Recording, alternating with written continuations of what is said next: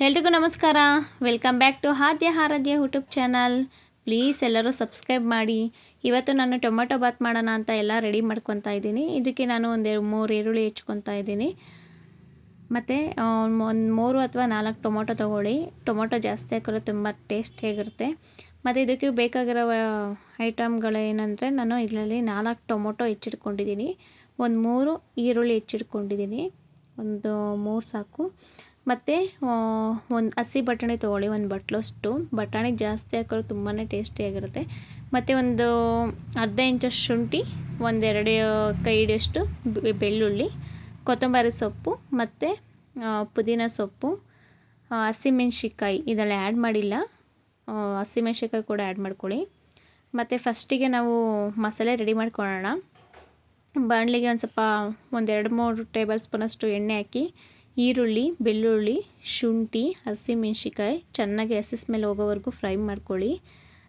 ಚೆನ್ನಾಗಿ ಫ್ರೈ ಮಾಡಿಕೊಂಡ್ರೆ ಹಸಿ ಸ್ಮೆಲ್ಲು ಇರೋಲ್ಲ, ಮತ್ತು ಹಸಿಮೆಣ್ಸಿಕಾಯಿ ಗ್ಯಾಸ್ಟ್ರಿಕ್ ಕೂಡ ಕಮ್ಮಿ ಆಗುತ್ತೆ. ಹಾಗಾಗಿ ನಾನು ಇಲ್ಲಿ ಫ್ರೈ ಮಾಡ್ಕೊತೀನಿ ಯಾವಾಗಲೂ. ಮತ್ತು ಕುಕ್ಕರ್ಗೆ ಒಂದು ಅರ್ಧ ಲೋಟ ಅಷ್ಟು ಎಣ್ಣೆ ಹಾಕಿ, ನಾನಿಲ್ಲಿ 3 ಗ್ಲಾಸಿಗೆ ಪಲಾವ್ ಮಾಡ್ತಾಯಿದ್ದೀನಿ. ನೀವು ಎಷ್ಟು ಬೇಕೋ ಅಷ್ಟು ಕ್ವಾಂಟಿಟಿ ನೋಡಿಬಿಟ್ಟು ಆಯಿಲ್ ಹಾಕ್ಕೊಳ್ಳಿ. ಮತ್ತು ಈರುಳ್ಳಿ ಚೆನ್ನಾಗಿ ಫ್ರೈ ಆಗಲಿ, ಹಸಿ ಸ್ಮೆಲ್ಲೆಲ್ಲ ಹೋಗಿ ಚೆನ್ನಾಗಿ ಫ್ರೈ ಆಗಲಿ. ಮತ್ತು ಬಟಾಣಿ, ಆಲೂಗೆಡ್ಡೆ ಮತ್ತು ಸ್ವಲ್ಪ ಚಕ್ಕೆ ಲವಂಗ ಎಲ್ಲ ಒಗ್ಗರಣೆಗೆ ಹಾಕಬಿಡಿ. ಇಲ್ಲಿ ಮಸಾಲೆಗೆ ರೆಡಿ ಮಾಡ್ಕೊತಾ ಇದ್ದೀನಿ. ಇದಕ್ಕೆ ಟೊಮೊಟೊ, ಅರಿಶಿನ ಸ್ವಲ್ಪ, ಚಕ್ಕೆ ಲವಂಗ ಮತ್ತು ಹುರಿದಿರೋಂತಹ ಮಸಾಲೆ ಎಲ್ಲ ಹಾಕೊಂಬಿಟ್ಟು ಎಲ್ಲ ಪೇಸ್ಟ್ ಮಾಡಿ ಇಟ್ಕೊಳ್ಳಿ.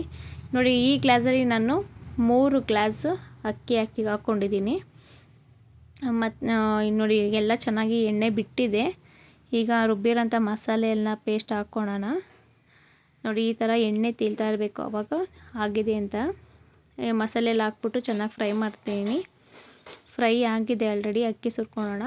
ಅಕ್ಕಿ ನಾನು ಯಾವಾಗಲೂ ಪಲಾವ್ಗೆ ಹಿಂಗೆ ಹಾಕೋದು. ಸ್ವಲ್ಪ ಫ್ರೈ ಮಸಾಲೆ ಒಳಗೆ ಹುರಿದ್ರೆ ಒಂದು ಸ್ವಲ್ಪ ಉದ್ದುದ್ರಾಗಿ ಬರುತ್ತೆ. ಹಾಗಾಗಿ ನಾನು ಫಸ್ಟ್ ಅಕ್ಕಿ ಹಾಕ್ಬಿಟ್ಟು ಆಮೇಲೆ ನೀರು ಹಾಕ್ತೀನಿ. ಮತ್ತು ಇಲ್ಲಿ ನಾನು 6 ಗ್ಲಾಸ್ ನೀರು ಹಾಕ್ಕೊಂಡಿದ್ದೀನಿ. ಇದಕ್ಕೊಂದು ಸ್ವಲ್ಪ 1 ಸ್ಪೂನ್ ಖಾರದ ಪುಡಿ ಹಾಕ್ಕೊಳ್ಳಿ. ಆಮೇಲೆ ರುಚಿಗೆ ತಕ್ಕಷ್ಟು ಉಪ್ಪು ಹಾಕ್ಕೊಳ್ಳಿ. ರುಚಿಗೆ ತಕ್ಕಷ್ಟು ಉಪ್ಪೆಲ್ಲ ಹಾಕ್ಕೊಳ್ಳಿ. ಈ ರೀತಿ ಪಲಾವ್ ಮಾಡಿ ತುಂಬಾ ಚೆನ್ನಾಗಿರುತ್ತೆ. ನೀವು ಒಮ್ಮೆ ಟ್ರೈ ಮಾಡಿ ನೋಡಿ ಹೇಗಿರುತ್ತೆ ಅಂತ. ನಾನಿದು ಮೇಲ್ಗಡೆ 1 ಸ್ಪೂನ್ ತುಪ್ಪ ಹಾಕ್ಕೊತಾ ಇದ್ದೀನಿ. ಮತ್ತು ಕೊತ್ತಂಬರಿ ಸೊಪ್ಪು ಮೇಲೆ ಉದುರಿಸ್ಕೊಳ್ಳಿ, ಚೆನ್ನಾಗಿರುತ್ತೆ. ಮತ್ತು ಟೇಸ್ಟ್ ಕೂಡ ಹೆಂಗಿದೆ ಅಂತ ಚೆಕ್ ಮಾಡ್ಕೊಂಬಿಟ್ಟು ಕುಕ್ಕರ್ನ ಮುಚ್ಚಿ ವಿಷಲ್ ಹಾಕ್ಸಿ. 2 ವಿಷಲ್ಸು ತುಂಬಾ ಟೇಸ್ಟಾಗಿದೆ. 2 ವಿಷಲ್ ಕೂಗಿದೆ. ನೋಡೋಣ ಹೇಗೆ ಬಂದಿದೆ ಪಲಾವು ಅಂತ. ವಾವ್, ನೋಡಿ ಎಷ್ಟು ಚೆನ್ನಾಗಿದೆ ಪಲಾವು. ನೋಡೋಕ್ಕೇ ಎಷ್ಟು ಸುಂದರವಾಗಿದೆ. ತಿನ್ನೋಕ್ಕೂ ಕೂಡ ತುಂಬಾ ಟೇಸ್ಟಿಯಾಗಿರುತ್ತೆ. ನೀವು ಒಮ್ಮೆ ಟ್ರೈ ಮಾಡಿ ನೋಡಿ ಈ ರೀತಿ ಹೇಗೆ ಮಾಡೋದು ಅಂತ. ಇದು ಹಳ್ಳಿ ಸ್ಟೈಲಲ್ಲಿ ಮಾಡೋದು ಪಲಾವು. ಇದು ನನಗೆ ನಮ್ಮಮ್ಮ ಹೇಳ್ಕೊಟ್ಟಿದ್ದ ರೆಸಿಪಿ, ಈ ರೀತಿ ಮಾಡೋ ಪಲಾವು.